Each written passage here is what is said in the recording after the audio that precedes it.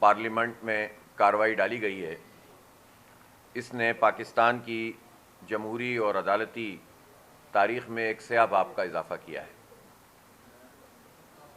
اور جسے بڑا اچھا بنا کر خوشی خوشی جس کا اظہار کیا جا رہا ہے کہ انہوں نے کوئی کامیابی حاصل کی ہے، افسوسناک بات یہ ہے کہ یہ پورا عمل ہی نہ صرف مشکوک تھا بلکہ عدلیہ کے اوپر قبضہ جمانے کے لیے یہ کارروائی کافی دنوں سے جاری تھی۔ چیف جسٹس کے تقرر کا جو طریقہ کار جاری تھا، جس میں سینیورٹی کی بنیاد پر خود بخود تقرر ہو رہا تھا، اس تقرر کو پارلیمنٹ کی کمیٹی اور پھر وزیر اعظم کے ہاتھ میں دینا، یہ بہت ہی افسوسناک ہے، اور اس کے نتیجے میں عدلیہ پر اپنی گرفت کو مضبوط کرنا ہے۔ پاکستان کا جو آئین ہے 1973 کا، جس کا حوالہ پاکستان کے سینئر سیاستدان بار بار دیتے رہے ہیں، 1973 کا آئین انتہائی مشکل حالات میں بنا تھا، اور اس آئین پر تمام جماعتوں کا اتفاق ہوا تھا۔ ان جماعتوں میں بلوچستان کی جماعتیں بھی شامل تھیں، سندھ کی جماعتیں بھی شامل تھیں، پنجاب کی بھی تھیں، اور اس وقت صوبہ سرحد تھا اس کی بھی تھیں، اور مختلف نوع خیالات رکھنے والے اور مختلف نظریات رکھنے والے لوگ اس آئین کے اوپر متفق ہو گئے تھے، اور تمام تر سیاسی اختلاف کے باوجود اس وقت کے وزیر اعظم ذوالفقار علی بھٹو صاحب، وہ اور اپوزیشن نے مل کر ایک متفقہ ڈاکومنٹ تیار کیا۔ مجھے افسوس ہے کہ کل مولانا مفتی محمود صاحب کے صاحبزادے اور ان کے پوتے اور وزیر اعظم ذوالفقار علی بھٹو صاحب کے نواسے اور ظاہر ہے ان کے داماد کی سرپرستی میں یہ جو سب کچھ ہوا ہے، اس نے اس آئین کی جو روح ہے اس کو متاثر کیا ہے، اس لیے کہ جو اس وقت پارلیمنٹ موجود ہے، پہلا سوال تو اسی کے اوپر ہے۔ اس پارلیمنٹ میں آدھے کے قریب وہ لوگ ہیں، بلکہ اس سے بھی زیادہ، جو جیتے ہی نہیں ہیں، جو جمہوری لحاظ سے کامیابی نہیں ہوئے، ان کو فارم 45 نہیں بلکہ فارم 47 کی بنیاد پر مسلط کیا گیا ہے۔ ان کی اپنی کوئی لیجیٹمیسی نہیں ہے، کوئی کریڈیبلٹی نہیں ہے، کوئی ساکھ نہیں ہے۔ مطلب ایک میاں نواز شریف جو ہمیشہ ہی افسردہ نظر آتے ہیں، اور مجھے نہیں پتا کہ وہ افسردہ اب کیوں رہتے ہیں، آج کل شعر و شاعری بھی کر رہے ہیں، اور سب کچھ حاصل ہونے کے بعد صاحبزادی وزیر اعلیٰ ہیں، چھوٹے بھائی وزیر اعظم ہیں، پانچوں گھی میں ہیں، سر کڑھائی میں ہیں، اور اس کے باوجود وہ افسردہ نظر آتے ہیں، تو یہ تو خیر انہی سے پوچھا جائے گا۔ لیکن بات یہ ہے کہ نواز شریف صاحب لاہور شہر میں 70,000 اضافی ووٹ ڈلوا کے بھی نہیں، تبدیل کروا کے کامیاب کیے گئے ہیں۔ ان کی صاحبزادی بھی جعلی طریقے سے جیتی ہیں، 17-18 سیٹیں شاید نون لیگ نے جیتی ہیں، اور باقی سب جعلی ہیں۔ 22 سیٹیں ایم کیو ایم کی جو اس عمل میں شریک ہوئی ہیں، ان میں سے وہ ایک پولنگ اسٹیشن 5,500 میں سے کراچی کے نہیں جیتے ایم کیو ایم والے، اور 22,000 پولنگ بوتھ میں سے ایک بھی ایم کیو ایم نہیں جیتی، ایک بھی۔ ذمہ داری سے کہہ رہا ہوں، جو فارم 45 موجود ہے دیکھ لیں جا کے، وہ 22 سیٹیں بھی شامل ہو گئیں۔ اور کل عملاً پی ڈی ایم 3 ایکٹیو تھی، یعنی پہلا کام پی ڈی ایم نے پاکستان کے حوالے سے یہ کیا کہ جس کو آئینی طریقہ تو کہا کہ ہم نے رجیم چینج کی، لیکن اس آئینی طریقے میں تو سندھ ہاؤس آباد ہوا تھا نا، انسانوں کی قیمتیں لگی تھیں، خرید و فروخت ہوئی تھی، دباؤ ڈالے گئے تھے۔ اس کو یہ جمہوری اور آئینی طریقہ کہتے ہیں۔ تو اس جعلی طریقے سے جس پی ڈی ایم نے پاکستان کی جمہوریت پہ شب خون مارا تھا، وہی پی ڈی ایم کل عدالت پہ شب خون مار رہی تھی۔ اب میرے لیے یہ سوال ضرور ہے کہ اس وقت پی ڈی ایم کا سربراہ کون ہے؟ البتہ اس پی ڈی ایم نے جو کچھ اس وقت کیا، جس سے پاکستان کے آپ حالات دیکھ لیں، پھر جب انتخابات کی تاریخ طے ہوئی تو اس کو ڈیلے کرانے میں ان لوگوں نے کردار ادا کیا، اور اب جو ہے وہ انہوں نے کل سینٹ سے اور قومی اسمبلی سے اور یہ دلیل دینا کہ ہم حمایت نہ کرتے تو نمبر تو ان کے پورے تھے. یہ کتنی شرمناک بات ہے. اگر ان کے نمبر پورے تھے تو پوری قوم کے سامنے آتا نا. اس کوئلے کی کان میں کالا ہونے کی ضرورت کیا ہوتی ہے کہ چونکہ ان کے نمبر پورے تھے تو ہم نے کہا کہ نہیں نمبر پورے نہ کیجیے آپ, ہم آپ کو نمبر دے دیتے ہیں. تو فرق کیا بنا؟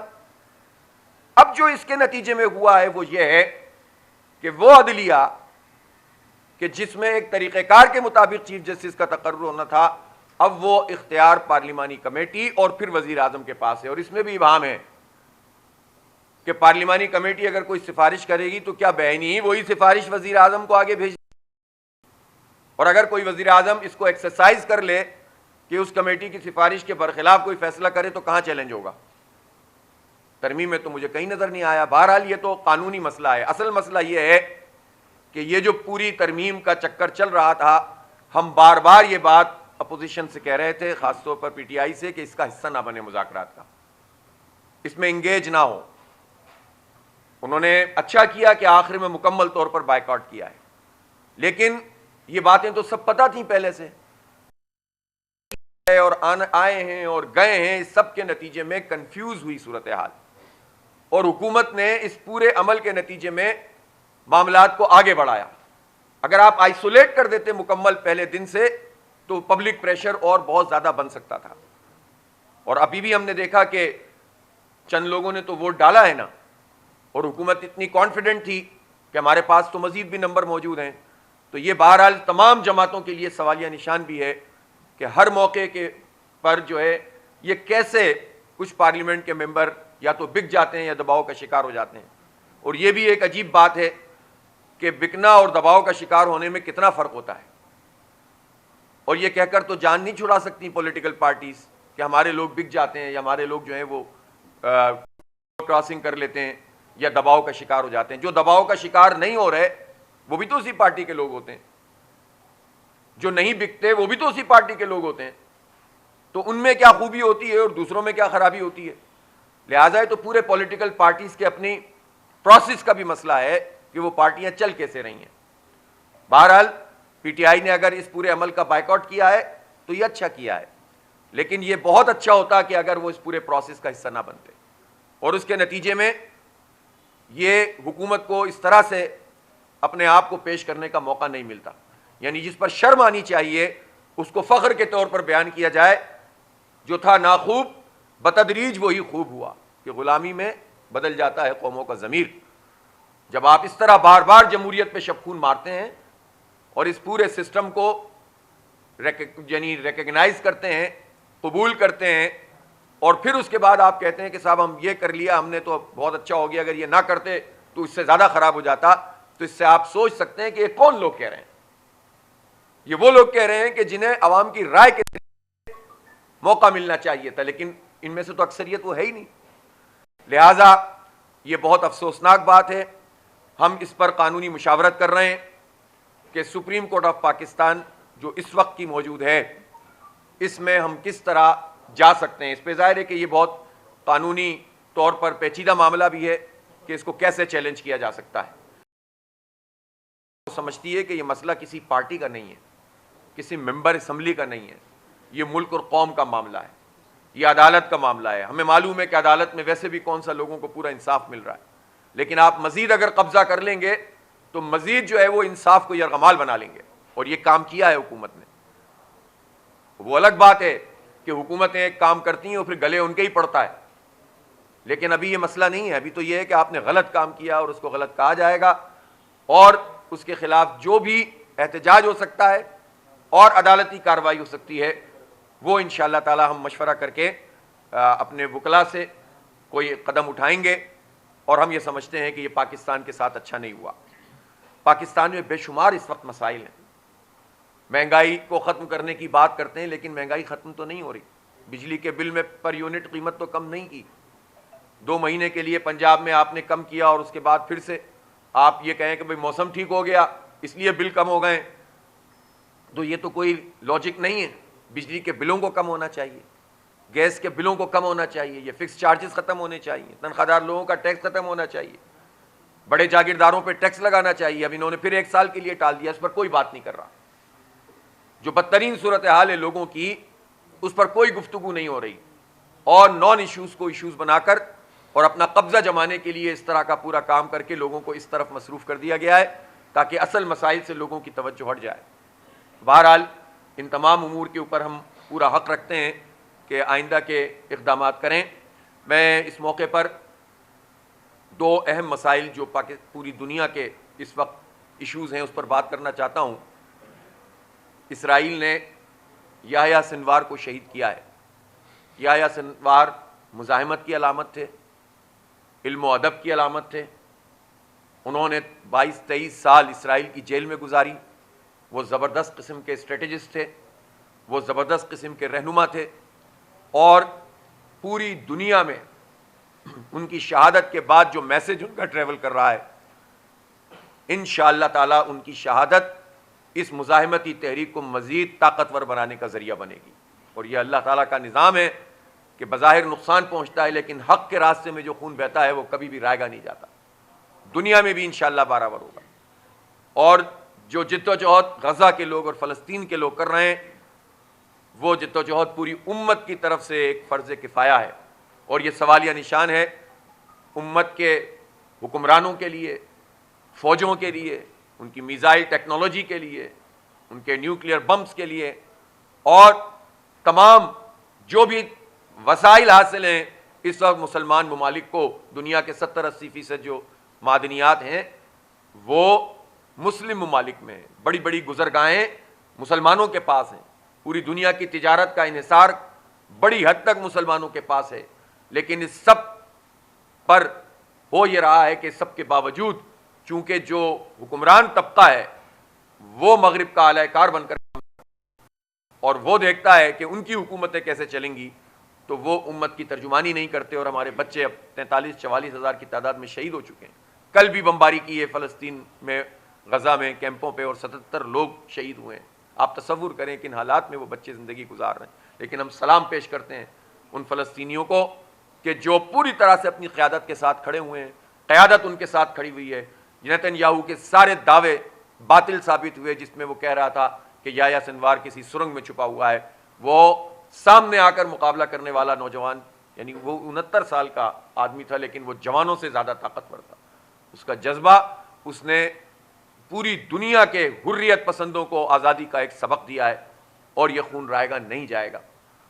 27 اکتوبر کو وہ دن ہے کہ جب بھارت نے کشمیر میں اپنی فوجوں کو اتارا تھا 1947 میں، اور یہ یوم سیاہ کے طور پر منایا جاتا ہے۔ اس کو یوم سیاہ کے طور پر منایا جائے گا، اور کشمیر کا تعلق پاکستان کے ساتھ قائد اعظم رحمۃ اللہ علیہ کے مطابق جسم اور شہرک کا ہے، اس کی شہرک کا۔ شہرک نہیں ہو تو جسم کیا معنی رکھتا ہے، وہ کٹ جائے تو۔ اور اس وقت تو عملاً کشمیر پر جو لاکھوں لوگوں کو شہید کیا گیا ہے، زخمی کیا گیا ہے، عزتیں پامال کی ہیں، اور اس وقت بھی ملٹری اور پیرا ملٹری فورسز 10 لاکھ کی تعداد میں اس کشمیر میں موجود ہیں۔ جو اس کا اسپیشل اسٹیٹس تھا وہ مودی نے ختم کر دیا ہے۔ اس پر بات کرنے کے بجائے نواز شریف صاحب اور مریم بی بی تجارت کی، مذاکرات کی اور محبت اور دوستی کی باتیں کر رہے ہیں، جو افسوسناک ہے۔ کشمیریوں کے خون کی کوئی بات نہیں کر رہا، کشمیریوں کی قربانی کی کوئی بات نہیں کر رہا، کشمیریوں کا جو اسپیشل اسٹیٹس ختم کیا مودی نے اس پر بات نہیں کر رہے، اور بیتاب ہے مودی سے ملنے کے لیے نواز شریف۔ یہ کیا ایجنڈا ہے ان کا؟ اور یہ جب آتے ہیں جب یہ حرکتیں کرتے ہیں، تو یہ تو کوئی طریقہ نہیں ہے کہ آپ کشمیر کو ایک طرف رکھ کر بات چیت کرنے کی بات کرتے ہیں۔ آپ افغانستان کے ساتھ بات چیت کرنے میں اتنے انٹرسٹڈ کیوں نہیں ہیں کہ جس کے ساتھ بات چیت ہو جائے تو بہت سارے مسائل ویسے ہی حل ہو جائیں گے؟ تو برادر اسلامی ملک ہے، اس پہ بات چیت کرنے میں تو انٹرسٹڈ نہیں ہوتے لوگ، لیکن وہ کشمیر کے جس کے اوپر کوئی کمپرومائز نہیں ہونا چاہیے اس سے بیتاب نظر آتے ہیں۔ اور یہ جو باتیں ہیں کہ باجوہ صاحب کے زمانے میں کشمیر کے حوالے سے مکمکا ہو گیا تھا، کوئی چیز طے ہو گئی تھی، اس پر حکومت کی ذمہ داری ہے اور خود ہماری آرم فورسز کی ذمہ داری ہے کہ واضح طور پر یہ بات قوم کے سامنے لائیں کہ ان تمام الزامات کی کوئی حقیقت نہیں ہے۔ اگر ابھی تک کوئی باقاعدہ اس کو کلیئرفائی نہیں کیا گیا ہے، کلیئرنس نہیں دی گئی ہے، واضح طریقے سے نہیں بتایا گیا کہ باجوہ صاحب کے زمانے میں وہ کیا معاملات تھے، جس پر میڈیا میں آ چکا ہے، جس پر جو ہے وہ الیکٹرانک میڈیا اور پرنٹ میڈیا میں آ چکا ہے، لوگ بیانات دے چکے ہیں، لیکن ابھی تک واضح طور پر اس کو مسترد نہیں کیا گیا ہے، جس سے سوالات پیدا ہوتے ہیں پاکستانی قوم میں کہ کشمیر پر کیا سودے بازی ہوئی ہے. لہذا کشمیر کے اوپر ایک پوری قوم کا اتفاق رائے ہے, وہی اتفاق رائے پریویل کرتا ہے, کسی کی ذاتی مرضی سے یہ معاملات آگے نہیں بڑھیں گے. اس لیے حکومت اور حکومت کے سربراہان اور ان کی پارٹیوں کے سربراہوں کو یہ سمجھنا چاہیے کہ اس طرح کی باتیں قابل قبول نہیں ہیں. بہت شکریہ.